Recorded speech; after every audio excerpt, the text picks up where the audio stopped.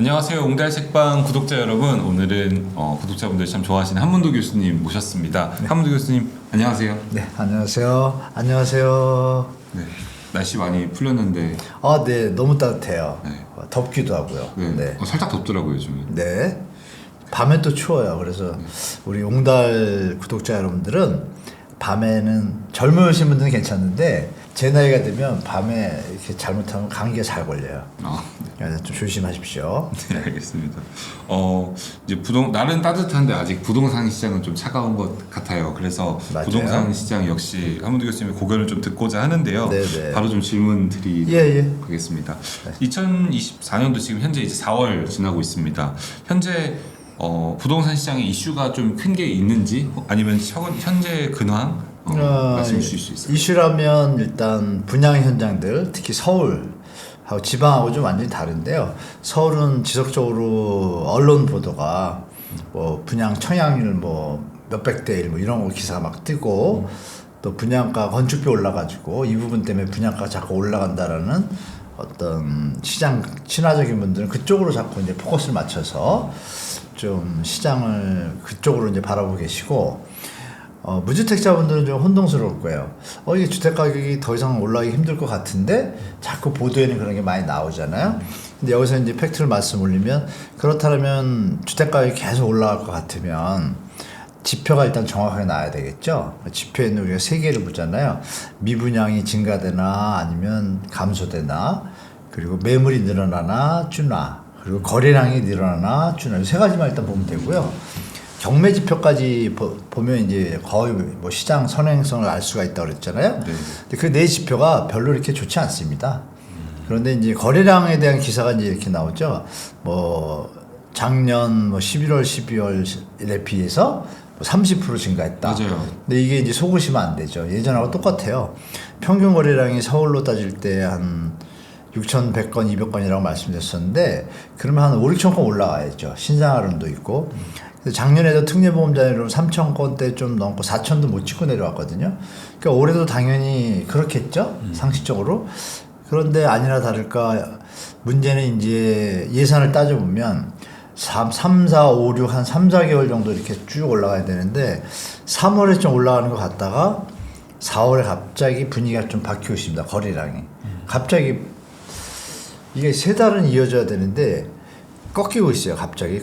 근데 갑자기가 아니죠. 여러분 생각해 보실 게 총선 결과가 나왔잖아요. 네. 총선 결과가 나왔는데 다주택자나 투자자분들이 원하시는 여당이 집권을 했으면은 시장의 친화적인 것들이 이제 많이 세제라든지 여러 가지 뭐 실거주 의무 폐지라든지 또 뭐 공시지가 뭐 좀 폐지에 가까운 공시가격을 갖다가 좀 낮춰서 세금을 깎아준다든지 이런 부분에 정책을 쓰려고 정부에서 준비를 했었는데 야당이 돼버린 바람에 그것들이 다 법을 개정해야 되는 상황들이에요. 그 다음에 그게 다 스톱이 됐어요. 그러면 제가 만약에 소유자라면 어떤 생각이 들까요? 집값이 더 올라가기 쉽지 않겠다 이런 판단 들죠. 그러니까 어떻게 나왔냐면 매물량이 말씀드린 대로 역대 이 방송 찍는 날이 우리가 오늘 4월 26일인가요? 7일인가요? 4월 25일입니다. 5일인데요. 5일 어제부터 서울의 아파트 매물 물량이 역대 최대를 찍었습니다. 8만 4천 건 넘었습니다. 8만 건 넘은 게 몇 달 안 됐거든요. 계속 물건이 늘어나고 있어요. 그러면 이거는 팔려고 하는 분들이 많다는 거잖아요. 네. 반면에 살려고 하는 분들은 보도에는 막 나오지만 실제로 없어요. 별로. 그래서 신생아론에 해당되는 분들이 좀 사주고 계시거든요. 그게 이제 한두 달, 이번 달에 벌써 좀 꺾이는 모습이 보여서 제가 볼 땐 하반기 갈수록 이제 여러분이 상상하지도 못할 분위기가 올 수도 있고 아니면 정부가 잘 제어를 하면 연착륙 스텝 바이 스텝으로 조정 국면에 들어가는 게 거의 확실시되는 시장의 모습을 보이고 있습니다. 네. 그러면은 지금 뭐 무주택자 입장에서는 좀 기다리면 되는? 무조건 기다려야죠. 기다리시다가 이런 건 있습니다. 서울에는 지금 이제 22년 하반기에 많이 조정을 받았다가 지금 이제 작년에 회복을 많이 했다가 연말에서 올 1, 2월까지 조금 조정받는 것 같다가 특례론이 나오니까 또다시 받치고 있거든요. 그러면 이게 말씀드린 대로 신생아론이 마무리가 되면 다시 예전의 모습으로 따라갈 가능성이 높아요. 그러니까 간단히 말씀드리면 가을 일단 1차적으로 보시고 2차는 연말까지 봐야죠. 그 사이에 벌어질 일이 뭐가 있죠? PF 문제가 가시화되냐 안 되냐, 그리고 금리가 인하가 되냐 안 되냐, 미국이. 그 미국이 인하하더라도 우리나라가 좀 여건이 좋지가 않아서 환율이 지금 폭등했잖아요. 그러면 수입 물가가 올라간 게 시장에 나타나는 한 3, 4개월 뒤에요. 그러면 아마 5월, 6월 달에 또 물가 또 많이 뛸 거예요. 그럼 그 분위기에서 금리를 내리기가 쉽지가 않죠. 은행 입장에서. 한국은행법 1조가 그거예요. 한국은행의 그 업무 목표는 물가 안정이 있다 이렇게 돼 있어요. 그러니까 그거를 위배되는 걸 할 수도 없잖아요. 그러면 금리는 당분간 이 금리가 이어진다라고 보시면 우리 시청자분들 중에서는 과도한 레버리지 지금까지 버티신지 모르지만 이게 1, 2년 더 갈 수도 있는 상황이라는 걸 예측하시고 또 시값이 쉽게 오르지 않을 거라는 어떤 사람들의 합리적인 생각들이 지금 모아지는 시기예요. 제가 볼 때. 그러니까 거래량이 없잖아요. 그런 거 잘 보시고 마지막으로 공공 분양이 하반기에 좀 많이 나와요. 그게 이제 신혼부부나 이런 분들한테 대체 효과를 일으키기 때문에 기존 시장의 수요가 더 감소하죠. 그래서 하반기까지 좀 기다리시면서 공공 분양은 좀 접하시고 또 경매 같은 거 조금 배우셔가지고 경매 시장에 가서 좀 저렴하게 매입하시는 건 권해드리고, 지금 과도한 분양가들 있지 않습니까? 거기에는 좀 심사숙고하세요. 본인의 소득 능력이 진짜 과도하게 분양을 받아가지고 소득의 50% 이상을 좀 대출 원리금 상환을 쓴다 이러면 그거 하시면 위험합니다. 제가 볼 때. 그렇게 대처하시면 좋은 것 같아요. 예. 네, 근데 이제 뉴스를 좀 봤는데 네. 17주 서울 아파트 상승도 있고 또 어떤 특정 아파트들 뭐 100억을 처음 찍었다. 이 어려운 그 점. 압구정 아파트요. 네. 네. 근데 이런 기사는 왜? 그건 이상거래죠. 이상거래. 그냥 네. 그러니까 평균 거래가 아니라 어떠한 특정 하나의 거래를. 그거는 우리가 연습해봤잖아요. 네. 우리 이제 영클1 때 계속 신고가 나오는데 그 문재인 정부였죠. 그때 투기 감시반을 동원했잖아요. 많이 걸렸죠. 뭐 감옥도 많이 가시고. 그 중에 지금 그 압구정 그 아파트가 똑같은 케이스인데, 100억. 네, 80억에서 115억이 됐죠. 30억 올랐는데, 그 전에 말씀드릴 게 뭐냐면 그 전에 30몇 억에서 80억의 거래가 된 거 있어요. 갑자기. 네. 신고가죠. 그것도 똑같이. 근데 그거를 산 게 2016, 17년도에 샀는데 30몇 억에 샀는데 그게 이제 시세가 한 50억, 60억 가고 있었는데 갑자기 80억이 나온 거예요. 근데 그 내용을 들여다서 이제 이렇게 수사가 들어갔죠. 신고가 너무 급하게 올라가니까 지금처럼. 들어갔더니 결론이 뭐냐면 어느 회사가 샀는데 그 회사가 3년 동안 적자인 회사예요. 돈이 없는데 그걸 30억짜리 어떻게 살까요? 경매를 받았단 말이에요. 받았는데 40억 가까이 39억인가 받았어요. 받았는데 그 회사 법인명으로 샀는데 돈이 없는데 어디서 사요? 그죠? 근데 그 돈을 누가 빌려준 거예요. 빌려준데 어디냐면 그게 BD 건설이라는 데예요. 그 건설이 돈을 빌려줬는데 알고 보니까 이 회사 BD 건설이 이 3년 적자인 회사의 100% 지주예요. 좀 이상하죠? 그러고서 이제 매도를 할 때 80억에 매도를 하는데 사는 사람이 70년대생이에요. 팔수록 갑자기 고가인데 80억에 사는데 70년대생인데 또 거기서 돈이 없어가지고 20억 한 19억 정도는 돈을 나중에 받기로 하고 돈을 안 받고 근저당을 설정해서 팔아요. 뭐 이상하죠. 무슨 정상적이지 않잖아요. 그렇죠. 그래서 이게 수사 대상에 올라가서 계속 회자돼가지고 아마 수사 결과는 발표를 안 하고 은근슬쩍 넘어갔어요. 근데 아마 뭐 세금도 두드려 맞았을 거예요. 뭐 편법 뭐 이런 걸로 해서 비정상적이죠. 그러니까 이것도 마찬가지예요. 이렇게 하면은 조사는 안 들어갔잖아요. 근데 지금은 그러니까 이게 또 계약을 해지할 수도 있잖아요. 눈총이 따가우면. 근데 시장에는 기자들, 특히 기레기성 기자분들, 이분들은 기다렸다는 듯이 1초도 안 걸려가지고 그걸 다 같이 올리잖아요. 맞아요. 기사 쓸 게 부동산이 많은데 그러면 여러분들 뭐 예전하고 똑같은 거잖아요. 가짜 기사, 왜곡 기사, 신고가 올리고 나중에 해약할 수도 있고 아니면 이런 이상 거래를 갖다가 그걸 어떻게 알아가지고 바로 하루 만에 쓸까요? 매일매일 이제 체크를 해야지 알 수 있는 건데. 그러니까 요번에 그 거래도 제가 볼 때 그럴 가능성이 되게 높습니다. 그래서 그 35억의 갭이 갑자기 상식적으로 계속 6, 70억, 80억 거래되다가 갑자기 된 게 이상하잖아요. 더 아이러니한 건 뭐냐면 근처에 압구정 현대 아파트는 하락거래도 있어요. 이렇게 하나만. 그러니까 믿지 마시면 말하는 얘기. 그러니까 100% 믿으시면 안 된다. 그 기사들을 뭐 여러분 다 아시잖아요. 뭐 요새 언론들이 제 역할을 많이 못 하잖아요. 부동산 특히 심합니다. 그래서 부동산보다는 이렇게 부동산 유튜버들 팩트 체크하는 거기를 많이 보시는 게 도움이 되실 거예요. 그럼 서울 아파트 실주 상승 전환 뭐 이런 기사들도 이것도 약간 허위 기사에 가깝죠. 한국부동산원이 17주 만에 상승 전환한 거로 나왔죠. 17주 계속 상승이 아니라 네. 몇 달, 17주면 한 4달 되잖아요. 작년 9월 이후에 쭉 내려오다가 2월부터 3월부터 뭐 반짝이는 거 갔다가 갑자기 뭐 상승으로 돌아섰다. 뭐 이렇게 바닥 짚고 이런 기사들이 나오잖아요. 반등했다. 뭐. 네, 이것도 거짓말이에요. 대놓고 말씀드릴게요. 한국 부동산 통계거든요. 한국 부동산 통계에 대해서는 제가 계속 비판하고 있는데 아무런 뭐 명예훼손도 걸지 않고 아무런 행위가 없어요. 왜 그럴까요? 제 말이 틀리면 가만두겠습니까? 그러면 여러분이 판단하실게요. 그럼 문제가 있구나라고 판단할 텐데 근거를 말씀드릴게요. 통계라는 것은 전 세계에서 일단 주간 부동산 통계를 내는 나라 우리나라밖에 없고 그것에 문제가 많아서 많은 부동산 학자들이 세미나를 열어가지고 주간 통계 없애자고 다 제의를 했어요. 근데도 계속 하잖아요. 그러면 통계가 좀 바로 되잖아요. 국가기관인데. 근데 통계가 어떻게 되냐면은 통계 표본이 있을 거 아니에요. 그럼 모든 기관에서 공표하는 거는 데이터가 다 오픈이에요. 당연한 거 아니에요? 근데 여기만 오픈을 안 해요.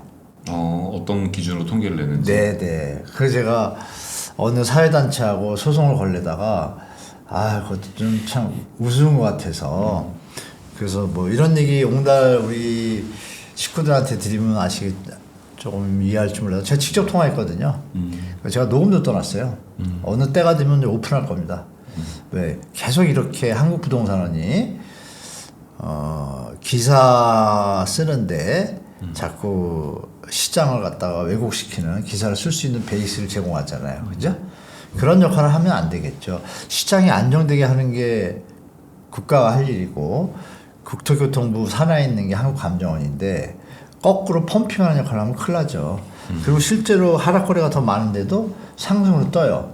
그거를 이제 제가 대화를 한 거죠. 아니 왜 서초구가 20개가 하락을 하고 10개가 상승인데 왜 상승 지표가 어떻게 나옵니까? 그러면 뭐라는지 아세요? 정성적 평가가 들어간대요. 정량적이 아니라? 네, 우리 시청자분도 아시죠? 정량적인 거는 데이터를 갖고 하는 거지만 정성적은 자기 마음대로 그렇죠, 거예요. 주관적으로. 네, 나는 이 사람이 이뻐 그러면 이쁜 거예요. 그게 상식적으로 말이 됩니까? 그게 이제 제가 녹음이 되어 있습니다. 그래서 때가 되면 다시 한번 우리 부동산원 계신 분들한테 부탁드리는데 좀 국민을 위해서 데이터를 좀 더 표본화시켜서 오픈할 수 있을 정도가 됐을 때 통계를 쓰셨으면 좋겠다. 주간 통계는 좀 없앴으면 좋겠다고 다시 말씀드리겠습니다. 네, 이게 시장에 믿지 마세요, 여러분들. 네, 시장에 계속 이런 상승에 대한 기사나 이런 뭐 신고가에 대한 기사들이 나오면은 만약에 잘 모르는 투자자분들은 부동산 지금 사도 괜찮을 때야라고 착각할 것 같아요. 잘 모르는 투자자분들은 별로 없고요. 우리나라의 투자자분들은 2030 분들은 약간 그럴 수 있는데 나머지 400, 60은 이미 다 알아요. 거짓 뉴스라는 약간 그런 걸 알아요. 그럼 그거를 이용할 줄도 알아요. 이때 팔자 뭐 이런 타임을 놓치고 하는데 역으로 2030은 그걸 잘 몰라하니까 끌려서 들어가는 경우가 있죠. 실수로 영콜 하시는 분들처럼.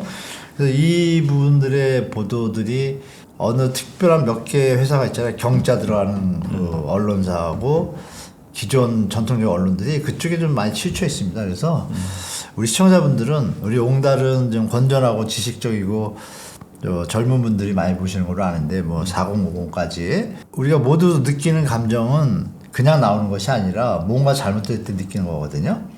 그런데 합리적 의심이라는 단어를 많이 쓰잖아요. 네.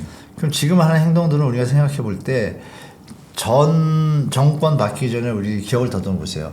미친 집값이라고 이 정권 진짜 때려부셔야 된다 했잖아요. 그죠?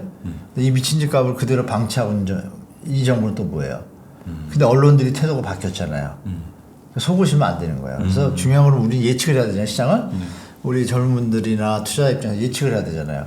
그럼 시장의 가격이 올라가려면 간단하잖아요. 수요가 늘어야죠. 그리고 가격이 살 수 있는 적정선이라야지 올라갈 수 있는 데가 갈 거 아니에요? 근데 이미 올라갔잖아요. 그럼 조정을 해야 되는데 아직 조정이 덜 됐잖아요. 그러면 우리가 예측할 수 있는 것은 이게 쉽게 올라가지 못하겠구나. 이건 알잖아요. 그러니까 무리해서 쫓아갈 필요 없다라고 좀 말씀드릴게요. 그럼 지금 교수님께서는 평균적인 집값들에서 네. 서울 기준으로 말씀드리면 네. 한 몇 퍼센트 정도는 빠져야 정상가라고 생각하세요? 요새 뭐 건축비가 올라가지고 자꾸 뭐 그런 얘기 하는데 계산해 보면 100원짜리 땅에다가 100원짜리 건축비면 수익률 10%면 220원. 분양가 220원 되겠죠? 네. 만약에 수익률을 뭐 15%하면 230원이 될 거고. 그런데 건축비가 올랐다고 하잖아요. 건축비는 자 보세요. 토지비 100원, 건축비 100원인데 이 100원 중에 직접 건축비는 50%를 차지해요.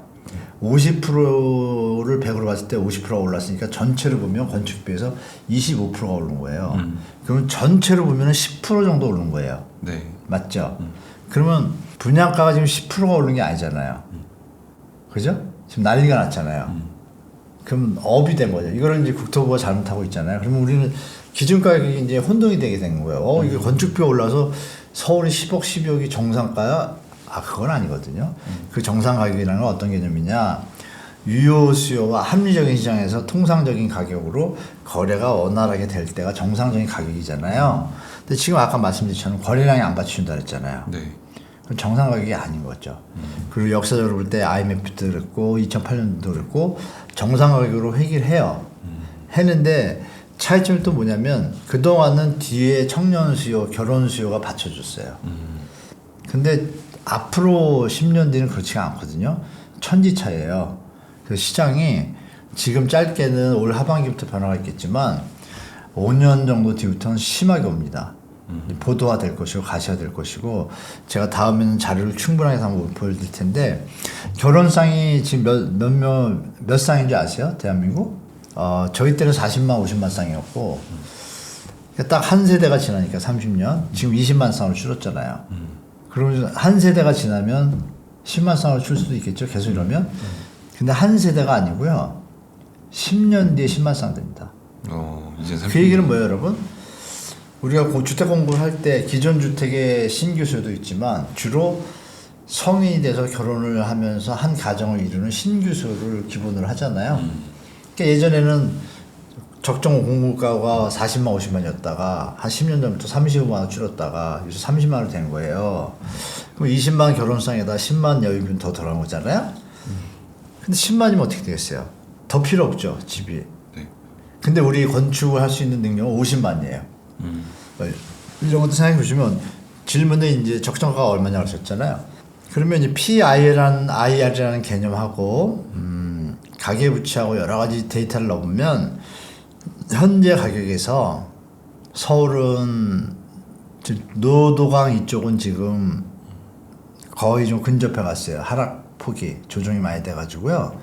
지금 한 40, 최고점에 40% 내려온 것도 많거든요. 노원구, 도봉구, 강동구. 네, 강북구. 강북구 예, 그렇죠. 그쪽은 그러면 다른 데들도 우리가 역풍선 효과로 거기가 내려왔으니까 여기도 그럼 그걸로 이사 가면 되잖아요. 그런 수요를 생각하면 역풍선 효과가 천천히 와요. 천천히 오면 강남은 제가 볼 때 하반기 들어가면서 강남도 송파, 강동이 35%까지 빠졌다가 지금 90% 회복했다가 강동은 지금 80%, 85%대로 내려가고 있고 송파는 지금 마지막 용트림 하고 있는데 이제 꺾이기 직전이에요. 그래서 그리고 마포가 꺾이기 시작했어요. 그 서초가 거래가 끊기기 시작했어요. 네. 서초구가 4월달에 거래가 거의 없어요. 몇 개 안 돼요. 그 꺾이기 시작했어요. 서초구의 하락 거래가 60%고 최근에 제가 제 유튜브에서 총선 끝나자마자 일주일간을 갖다가 체크를 해봤거든요. 거래 변동을 하락 거래가 훨씬 많습니다. 결론적으로. 그런데 아까 말씀 나눈 한국 부동산으로는 0.01, 0.03 서울 아파트가 올랐다고 제가 볼 땐 가짜 지표를 올린 거예요. 제가 전화를 하면 이제 못 받아요. 이 정도 하면 이해되시겠죠? 네. 그럼 그걸 가지고 기자분들이 써줘야 되는데 기자분들이 안 쓰니까 제가 이렇게 계속 스피커 하고 있습니다. 알겠습니다. 그 정도 조금 요점은 뭐냐면 그죠. 그래서 최고점 대비 2018년, 19년, 17년까지 가격으로 내려가야 정상가격이 된다라고 저는 보고 있어요. 2017, 18. 비율로 따지면 한 서울은 30에서 40%. 뭐 노도강은 벌써 그 정도 됐고, 그리고 수도권도 일부 지역은 다 50% 정도 빠졌거든요. 지금 보도에 잘 안 나와요. 뭐 이런 거 좀 참조하셔가지고 계속 뭐 올라간다는 뉴스만 보지 마시고 휘둘리시니까 마음에 좀 안정을 가지시고, 얘들이 이 시장 친화적인 분들이 공포 마케팅을 많이 해요. 거기 속지 마시고. 근데 그러면은 만약에 이렇게 뭐 30% 40% 정도의 조정일 2017년 8년도 가격 기준으로 말씀하셨는데 건축비 올랐으니까 18, 19년도 가격으로 갈 것 같네. 17, 18, 19 중에 18, 19, 19 그럼 요 정도 17, 18, 19 정도의 가격대가 오면은 네. 여유가 있으신 분들이라면 투자를 고려해봐도 되는. 일단 여유가 있는 분들은 그렇게 많지 않아요. 간단히 말씀드릴게요. 일단 많지 않고 1차 연끌 때 차익을 본 분들하고 현재 2014, 15, 16년도에 주택을 사서 주택가에 오른 상태인데 아직 안 푼 분들이 계세요. 그분들이 자기 집을 팔고 넘어갈 때를 찾겠죠. 뭐 그런 수요가 제일 많아요 지금. 실제로 여러분 신생아론 나왔잖아요. 거기에 65%가 70%가 대환대출이에요. 그게 뭐냐면 원래 있던 집 팔고 다른 집 살 때 신생아론을 활용하는 거예요. 그러니까 젊은 분들이 예전에 조금 쌀 때 사신 분들이 넘어가는 수요가 더 많지 새로운 수요가 없어. 그냥 갈아타는 분들이 많다. 그렇죠. 60% 이상이 갈아타는 분들이라는 거는 실제 수요가 상당히 적구나. 그러면 제가 말씀드린 대로 여유 있는 분들이 그렇게 많지 않습니다. 현재 서울의 주택 가격은 여유 있는 사람들이 살 수 있는 가격은 일부 아주 차익을 본 분들이고, 대중적으로 볼 때는 살 수 있는 가격이 버겁습니다. 100%. 그러니까 거래가 안 나오잖아요. 뭐 네. 간단히 생각하시면 되겠죠. 예. 근데 이제 아까 잠깐 말씀하실 때 네. 결혼 가구가 좀 준다. 네, 이제 피부를 많이 느끼시고요. 네. 근데 이제 저희가 통계적으로 또 봤을 때는 1인 가구는 또 늘잖아요. 1인 가구의 소득 수준을 아시고 말씀하시나요?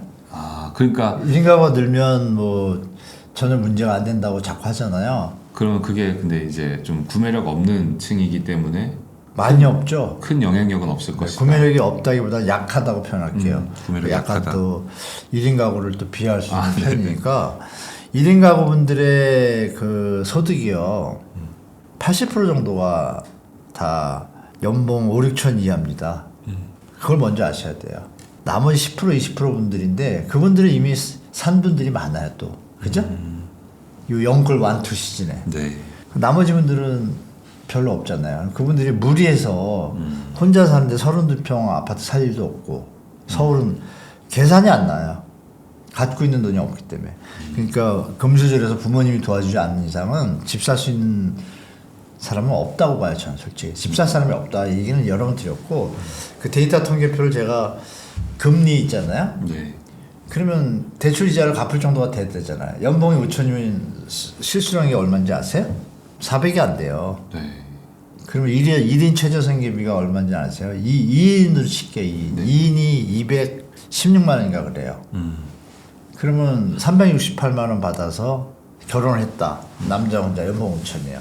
368만 원 받아요. 200 쓰면 얼마 남아요? 160 남죠. 161년 보면 얼마예요? 1600이에요. 무슨 집을 사요? 계산 안 나옵니다. 대부분이, 그러니까 일부 아까 말씀 나눈 차익을 보거나 투자를 앞서가서 하는 일부 분들, 이분들이 지금 시장을 리딩하고 있는 거지, 전체 국민적으로 볼 때는 젊은이나 무주택자들한테는 택도 없는 가격인 거야. 아주 합리적인 가격이 아닌 거야. 그래서 이게 결 어느 시점에 가면은 수요가 급감을 해가지고 조정을 크게 받기 시작하는 때가 거의 다 왔다라고 말씀드릴게요. 이 얘기를 해도 우리 시청자분들 중에 아니야 이런 얘기를 하는 분이에요. 제가 2000 뭐 몇 년도 몇 년도 얘기하면 그때 떨어진다는데 떨어졌었지만 다시 올라왔다 이 얘기를 해요. 근데 이번에 완전히 다릅니다. 이번에 떨어지면 다시 올라가려면 수요가 붙어줘야 되잖아요. 근데 그 수요가 없어요 지금.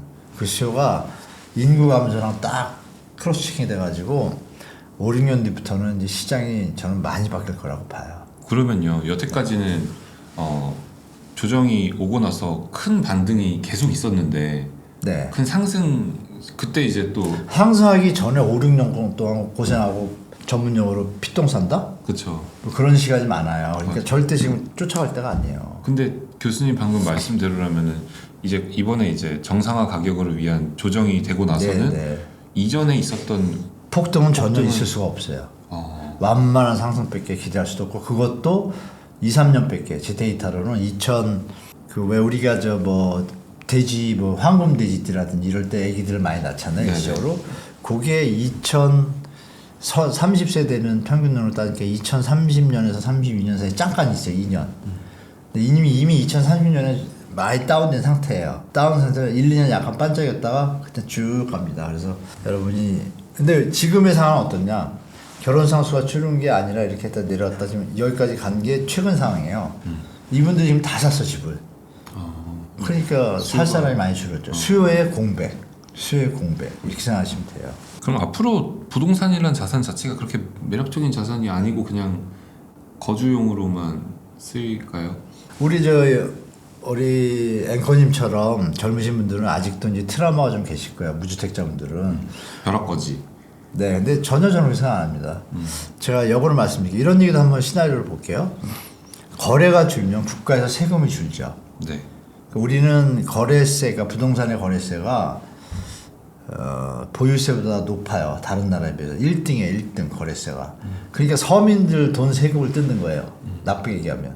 있는 사람들이 보유세 있는 더 내는 게 맞잖아요. 해외 선진국은 왜 그럴까요? 거래세는 약하고 거래는 잘 되게 도와주고 보유는 여유 있는 사람이 내는 그 차등 구조란 말이에요.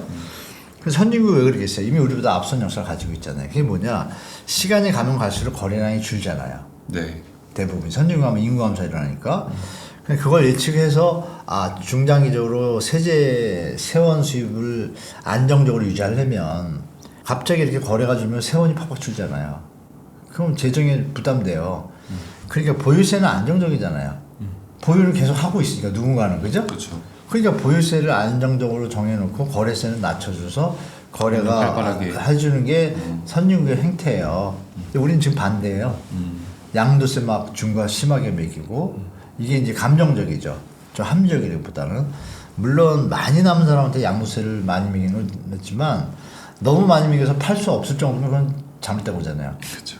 그게 이제 중과가 심하면 그러니까 그런 부분들이 이제 시장에 나타나면 어떤 일이 벌어지냐 한 4, 5년 뒤에는 분명히 보유세를 좀 늘리는 패턴으로 국가가 정책을 갈 수밖에 없어요. 거래가 예전 같지 않으니까.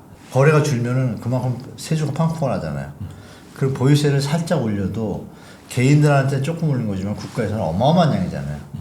그럼 보유세가 증가할 거라고 예측이 되잖아요. 네. 이거를 여러분들이 아시는 VIP급들 뭐 이렇게 은행에 가면 자산가들은 이미 다 알고 있어요.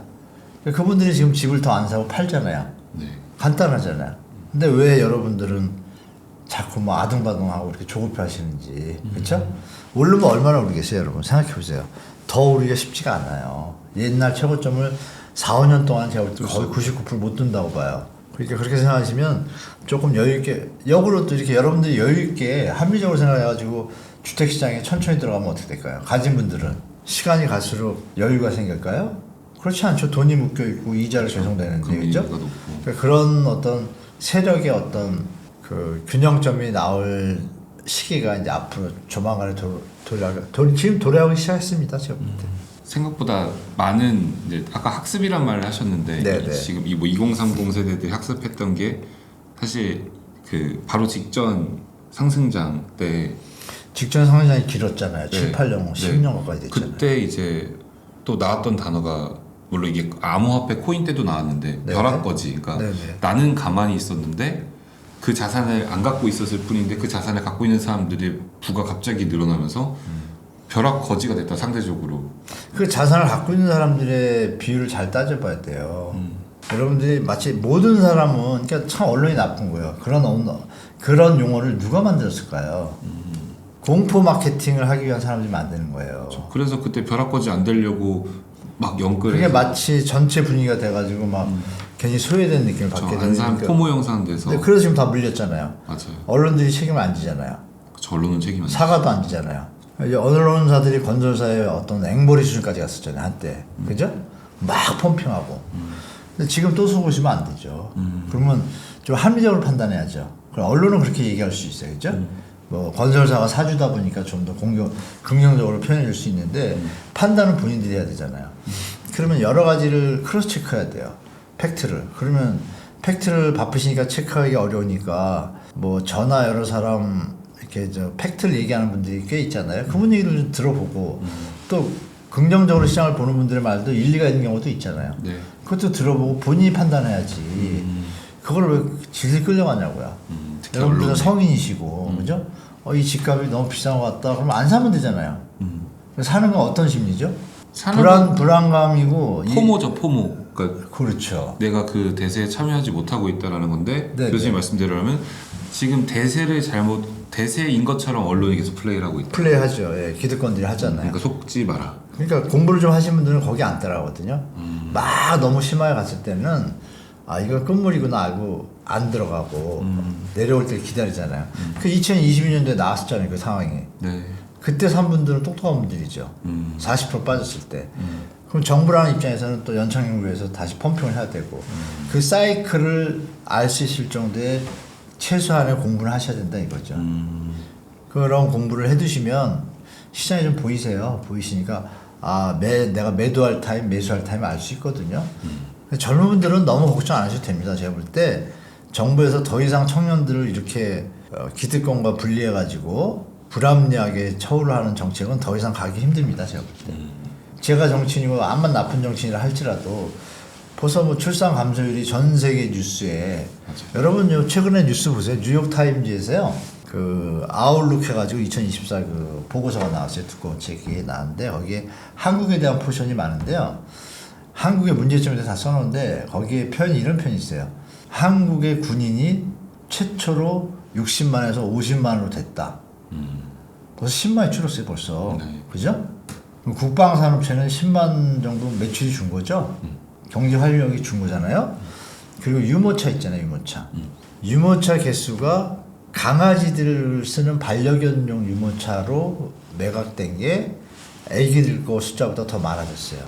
그런 나라가 한국이라고 뉴욕타임즈 보고서에 들어가 있어요. 아예. 네.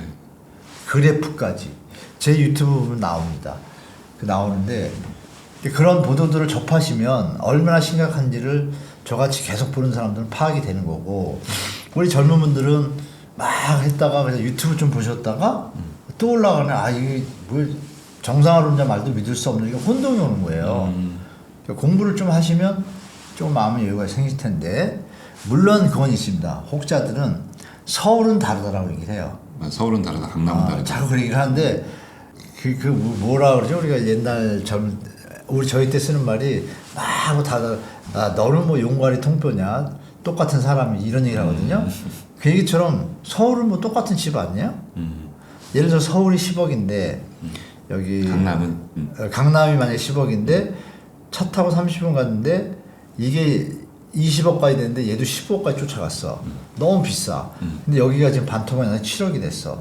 그러면 상식적으로 생각해도 내가 여기다 돈을 넣었을 때 20억짜리를 넣고 여기 7억짜리를 내려왔는데 그럼 얘가 끌려 내려와야 되는 그 초기거든 제가 볼 때. 근데 이걸 사가지고 무슨 주택 가격이 얼마 더 오르겠어요. 왜? 소비자들 입장에서 이걸 20억을 사서 내 뒤에 25억으로 살 사람이 많을 때 이걸 살 거 아니에요. 그렇죠. 그래서 누가 봐도 적을 것 같잖아요. 그러면 이것도 같이 가야 되는데 이쪽은 어떻게 내려갔잖아요. 그러면 투자를 하려던 사람이 마음을 바꾸게 돼요. 어떻게 바꿔요? 가만히 있어. 20억 주고 내가 그 차익을 노리느니 지금 7, 8억으로 떨어진 데 가서 그러면 차익이 얼마요? 13, 4억이에요. 그렇죠. 이 돈으로 뭘 해도 볼 것 같잖아요. 그죠? 그렇죠. 그죠, 여러분? 그러니까 수요가 분산이 되는 거예요. 그러면 강남이 예전처럼 힘을 못 쓰게 되고 같이 따라서 하방 압력을 받게 되고 이쪽은 약간 키맞추기해서 뭐 7, 8억에서 9억으로 오를 수도 있겠죠? 이런 시장들이 앞으로 이제 계속될 거라고 봐요. 여러분 이 수익률 개념을 잘 생각하시면 내가 사가지고 나보다 더 큰 바보 케인즈가 얘기했잖아요. 네. 더 큰 바보가 없으면 시장 무너진다. 지금 약간 그런 느낌이 오잖아요. 더 큰 바보는 조금 남아있어요. 어떤 분들 막 연세 많은 분들 중에 교육 같은 거 많이 예전에 못 받으셔가지고 돈을 많이 벌고 열심히 이런 분들 돈 벌면 사야지 기다렸다가 그냥 사는 경우가 있고 근데 그 비율이 일반 대중보다는 적잖아요. 네. 확실히. 그러니까 그런 생각하시고 또 특히 1주택자가 1,100만이고요. 무주택자가 한 950만 돼요. 2천만 가구가 무주택자나 1주택자예요. 그 말씀하신 돈을 번 사람들이 벌어봤다고 또 투자할 거 아니에요. 그 사람들 200만이에요. 여기서 잘 보세요, 여러분. 1년에 한국의 아파트 거래량이 100만 개가 안 돼요. 5, 60만 개예요. 그럼 누가 지금 아파트 사고 파는지 보이잖아요. 젊은 분들이나 무주택자들은 쉽지 않잖아요. 그렇죠. 그 시장에 이제 온 거예요. 그래서 예전하고 이제 많이 다릅니다. 다시 한 번 말씀드립니다. 네. 총선이 최근에 이제 끝났습니다. 네네. 총선 끝나고 나서 사람들이 가장 관심 많이 갖는 게 물론 뭐 금투세 이런 것도 있는데 네. 부동산도 어떻게 앞으로 변할 건가? 네. 좀 교수님께서는 어떻게 앞으로 변동이 있을까? 현재 총선 전과 후가 어떻게 바뀔 거라고 많이 생각하세요? 바뀌었습니다. 생각하는 게 아니라 일단 총선이 끝났잖아요. 네, 바로 결론이 바뀌고 있다는 게 데이터가 나오고 있습니다. 특히 경매물건 증가하고 있고 연체율 증가하고 있고 매물이 지금 급증하고 있습니다. 특히 강남 3구 매물이 많이 늘어났어요. 제가 최근 총선 이후에 지금 한 15일 지났잖아요. 네. 계속 매일 체크하는데 많이 뭐 그림 여기 보시는 것처럼 많이 그 물량이 지금 많이 늘어났습니다. 그러면 이 얘기는 뭐예요? 팔려는 사람이 많아진 거예요. 그런데 거래량은 줄었다고 제가 초반에 말씀드렸잖아요. 네. 살려는 사람 더 줄었어요. 그럼 뭐예요? 시장에 있는 수요자들이나 시장에 누가 존재해요? 매도자와 매수자잖아요. 그렇죠. 매도자는 팔고 싶어 하고 매수자는 사기 싫어해요. 천천히. 그럼 가격이 어떻게 되겠어요? 탕에 내려가는 거죠. 그렇죠. 떨어지겠죠. 그 과정이 이제 시작되는 게 데이터로 떴어요. 그럼에도 불구하고 한국 부동산에서는 상승 지표를 띄고 있어요. 혼돈스럽죠. 그러니까 우리 시청자분들은 한 두세 달 좀 기다려 보세요. 보시면 제가 말씀드린 대로 그래도 여러 번 제가 이렇게 말씀드린 대로 시장에 흘러오니까 그리고 신생아론도 분명히 제가 빠르면 잘 가봤자 3, 4개월 빠르면 2, 3개월밖에 안 갈 수도 있다. 효과가 힘이 있는데 네, 지금 힘 빠진 모습이 나오거든요. 그러니까 지켜보는데 총선 이후 시장은 일단 약세장으로 돌아섰는데 일부 기사들하고 뭐 신고가 기사라든지 한국 부동산원의 표본도 없는 데이터들로 기사를 쓰는 것들로 인해서 마치 상승화처럼 포장돼 있어요. 그렇지 않습니다. 제가 볼 때. 그 매물량 증가나 거래 하락 빈도가 지금 점점 더 많아지고 시작했습니다. 물론 이 15일간의 데이터고요. 제가 2주 정도 더 보면 이제 확연하게 이제 완전히 제가 말씀드릴 수가 있겠죠. 근데 총선 끝나고 나서 지금 15일간 있었던 하락 거래가 많이 늘었어요. 이게 좀 전반적인 앞으로도 기조가 이어질 거라 보시죠? 이어질 거라고 저는 거의 99% 보죠. 올라갈 가능성은 뭐가 있나요? 금리 인하가 되거나 경제가 좋아지거나 소득이 좋아져야 되잖아요. 근데 지금 금리 인하도 계속 밀리고 있고. 네, 세 가지 다 해당이 안 돼요. 해당되는 게 아무것도 없어요. 그러면 상식 아닌가요? 어떤 팩트가 어우러져 가지고 우리가 축구를 할 때 축구화가 좋아야 되고 유니폼도 통기성이 있어야 되고 컨디션도 좋아야 되고 그런데 다 나쁜데 시합이 잘 돼요? 안 되죠. 안 되죠. 어렵게 생각할 필요 없어요. 모든 팩트들이 지금 좋은 게 하나도 없다. 그렇게 말씀드릴게요.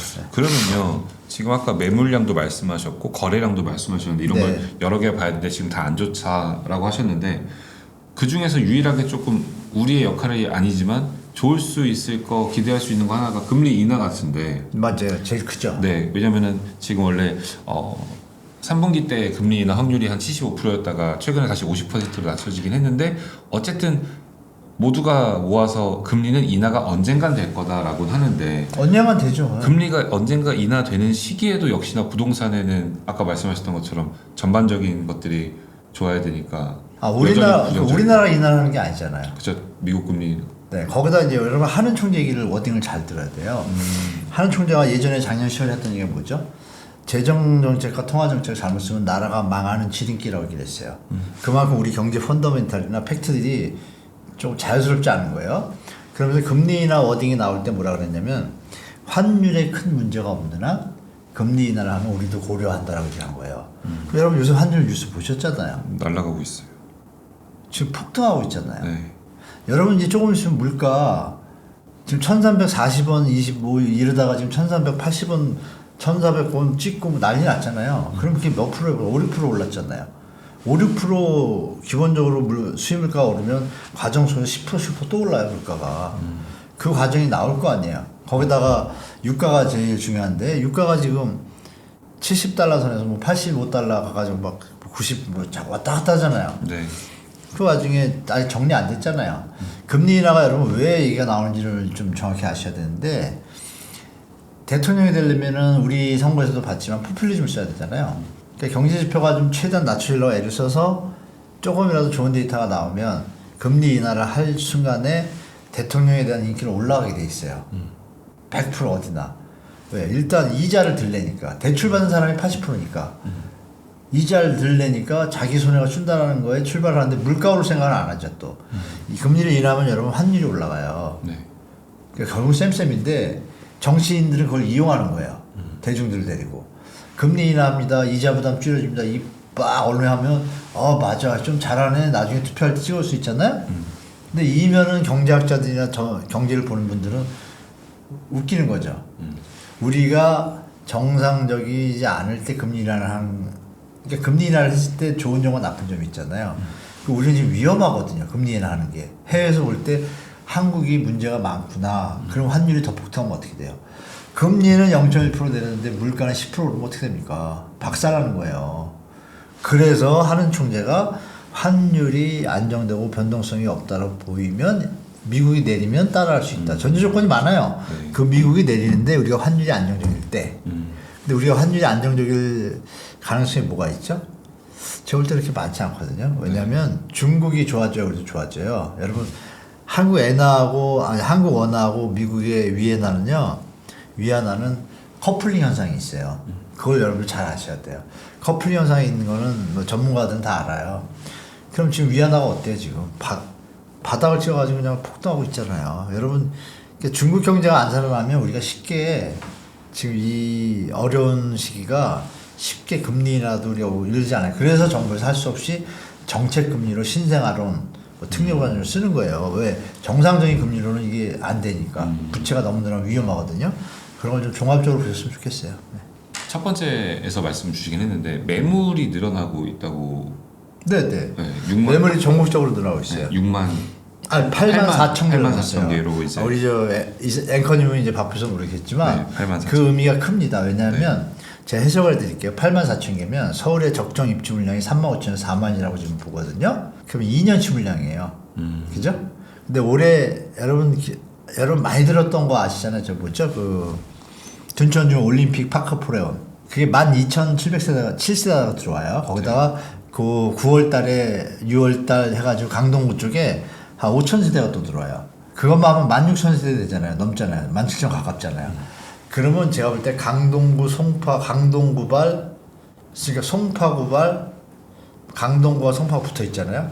강동구발 전세, 역전세 이게 쫙 퍼질 거예요. 하반기에.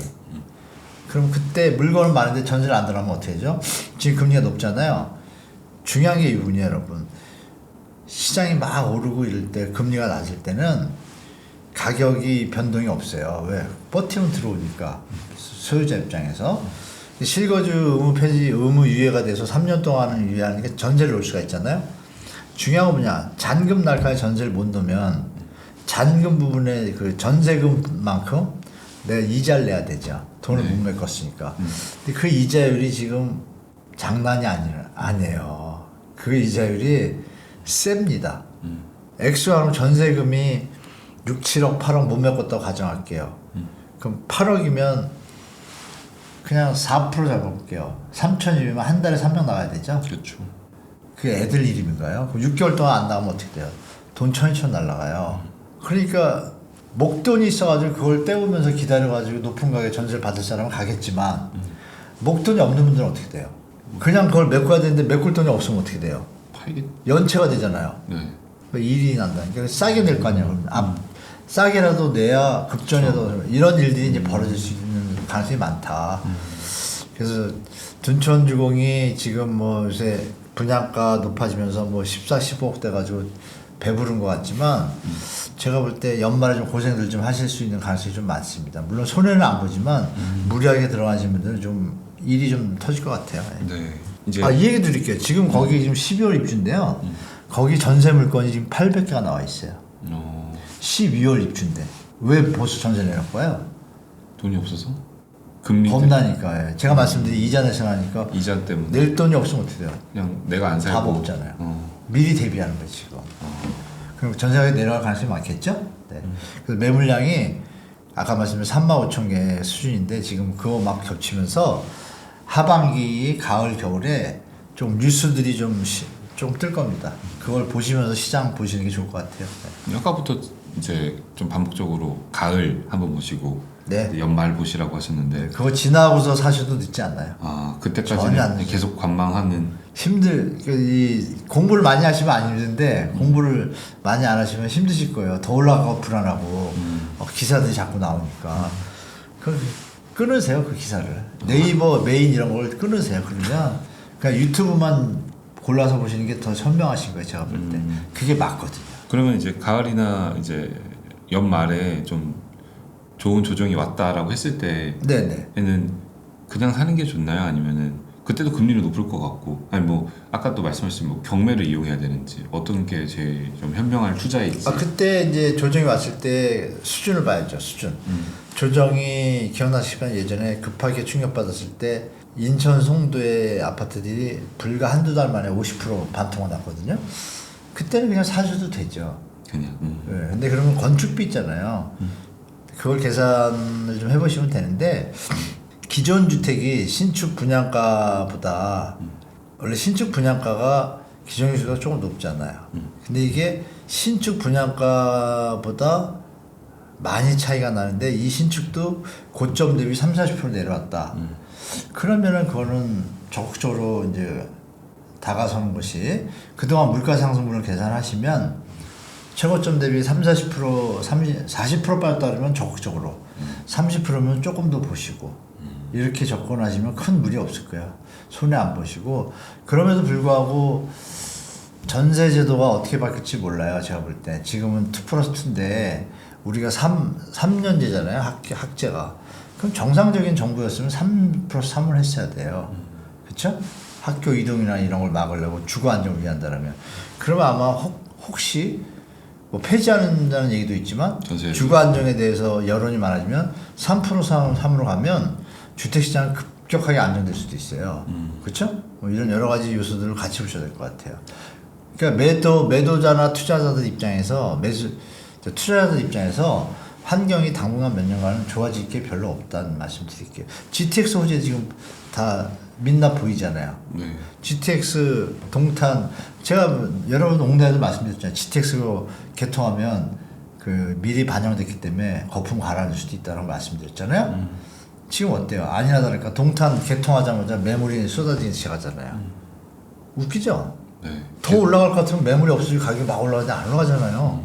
다 팔려고 그러고. 네. 팔려는 사람은 많은데 사는 사람은 없어요. 왜 그러죠? 웃기죠? 그게 이제 공포 마케팅의 성공인 거죠. 그런 거 잘 보시면 좋을 것 같습니다. 네, 지금 이제 GTX가 계속 화두였고 뭔가 GTX가 깔리면 그 깔리는 노선대로 집값 다 오를 것 같았는데 네. 정작 딱 오픈해 보니까 지금 아까도 말씀하셨지만 뭐지? 네네. 좀 당황하는. 네네. 우리 2030 분들은 당황하실 것 같고. 많이 당황하고 있어요. 그렇죠. 근데 제 유튜브나 뭐 다른 유튜브 보셨으면 당황 안 하셨을 거예요. 왜냐하면 저는 30년 했잖아요. 네. 서울의 전철역이 개통될 때마다 부동산 가격의 변화를 봤잖아요. 네. 전철역 근처나 이런 역 근처는 부동산은요. 잘 보세요, 여러분. 앞으로도 마찬가지예요. 발표할 때 착공한다. 그때 일단 올라요. 발표할 때. 그리고 착공할 때 올라요. 중간에는 잘 안 올라요. 그러다 완공 시점 돼가지고 좀 올라요. 완공 시점 직전에 뭐 몇 달 뒤에 오픈 뭐 이렇게요. 그러면 어떤 보도들 뜨냐? 개통되는 순간 뭐 집값 오를 것 막 이런 기사들이 막 떠요. 그때가 마지막이에요. 딱 개통되잖아요. 그때가 바뀌어요. 그때가 곧죠. 제가 개통되고 올라간 거를 본 게 손에 꼽아요. 서울에 300 몇십 개 전철이 있는데 저는 서울 토백입니다. 제가 안 받겠어요? 제 말을 믿으셔야 되는 거 아니에요? 그쵸. 왜 그 기레기 분들 말을 왜 믿어요? 믿지 마시니까요. GTX도 제가 뭐라 그랬어요? GTX도 분명히 말씀드렸어요. 이미 주택 가격에 다 반영이 돼서 많이 올랐다. 맞아요. 선반영 계속 말씀하셨어요. 개통되면 실제로 GTX의 사용자들 입장에서 GTX 역까지 가는 시간, 거기서 승차가 내려가는 시간, 올라가는 시간이 물론 도착하는 경우 똑같아 치더라도 예전보다 승하차 시간이 길어요. 대심도에서 최소한 5분씩 추가하면 10분 추가되고 가는 시간 그 전철역까지 가야 되냐 GTX역까지 가야 되잖아요. 그때 딱 교통이 완비가 되지 않은 상태에서 가기 때문에 자가로 가든 뭐로 가든 당분간 2, 3년은 쉽지가 않아요. 그러니까 그 개통하자마자 그런 것들이 문제가 되면서 어떤 일이 나오냐. 환승 주차장 크게 만들어 달라. 뭐 이런 얘기 나오기 시작하고 그러면서 이게 찌글찌글하면 내려가기 시작해요. 그리고 막상 개통해 보니까 정부가 발표한 지자체가 발표한 예상 통행량 이런 거 있잖아요. 다 거의 반토막이에요. 서울은 60, 70%, 80% 되는데 뭐 이렇게 좀 지자체가 막 있는 것도 있잖아요. 이러면 거의 뭐 50%, 60%밖에 안 돼요. 대부분이 그동안 그래왔어요. 지역 간 이동하는 네네. 선들. 왜냐하면 예산 받느라고 적정 그 통행량을 갖다가 유동 인구량을 갖다 이렇게 일부러 확대를 해요. 아니나 다를까 GTX 지금 원래 25,000명인가 예상했잖아요. 일일 지금 몇 명이에요? 바쁘서 모르시죠? 네. 6, 7천 명이에요. 많으면 8천 명, 10,000명도 안 돼요. 반토막도. 웬일입니까? 그러면 왜 10,000명밖에 안 될까요? 25,000명 쓸 거라 그러는데. 그럼 왜냐면 25,000명이 서울을 출퇴하는 분들이 계세요. 아. 그래서 해보니까 어때요? 아 이거 뭐야? 그냥 차 타고 그냥 가든지 기존 데서 집에서 가든지. 자가용에서 이렇게 갔을 때랑 자가용에 가면 자가용의 어떤 다 비교하잖아요 사람들이. 그쵸. 가성비를 따지고 네. 별 차이를 못 느끼니까 GTX 안 쓰는 거 아니겠어요? 네. 그렇죠. 그럼 물론 삼성역까지 또 개통이 안 된 것도 있어요. 왜 수서역에 내려서 삼성역이 직장인분들은 또 타고 와야 돼. 한번 또 갈아타야 돼. 그러니까 삼성역이 개통이 돼야 그나마 그때 다시 좀 움직일까. 삼성역 2028년입니다. 그러니까 4년 기다리셨다가 그때 다시 한번 분위기를 보시고 제가 볼 땐 당분간은 조금 약세를 보일 거다. 그럼 A가 이러니 여기 중요한 거예요. A가 이러니 네. B, C는 어떤지는 여러분 잘 판단하셔야 되는 거예요.